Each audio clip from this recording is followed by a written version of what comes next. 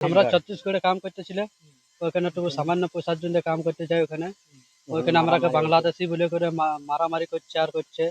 আমরা ID Weedy সব দেখাচ্ছে, আধার কার্ড সবকিছু, ভোটার কার্ড সবকিছু দেখাচ্ছে। তা বলছে তোমরা বাংলাদেশি বটো, এরপর তোমরা বলছে মারামারি করবো।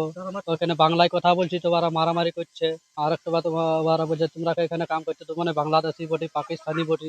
মোটামুটি 2টা-2:30টার টাইমে মানে কিছু বজরং দল বলে মানে 50-60 লোক আইসে আমরাকে মানে আমরা বাঙালি তো মানে বাংলা বাংলা বলতেছিলাম, ওই জন্য মানে মারধার করেছে। আমরা দেখাইছি অনেক মানে কিছু আইডি প্রুফ কি আমরা বেস্ট বাঙ্গালের বটি। ওরা মানে নেই, মারধার করেছে, ঠেঙাইছে।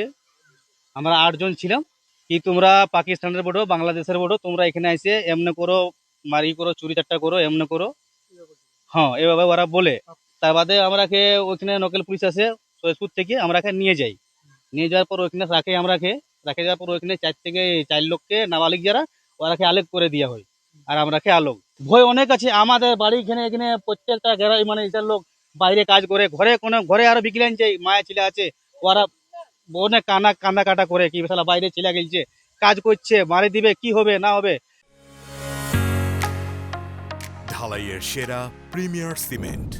গতকালে দুপুরের দিকে আমাদের কাছে খবর আসে যে আমাদের পুরুলিয়ার মুফস্বল থানা আর আশা থানা টোটাল 8 জন, তার মধ্যে 4 জন বয়স্ক আছে, 4 জন মাইনর ছেলে আছে। তাদেরকে ছত্তিশগড়ের সুরজপুর ডিস্ট্রিক্টের সুরজপুর থানায় কিছু লোক অ্যাসল্ট করেছে, ওদেরকে বাংলাদেশি সন্দেহ করে।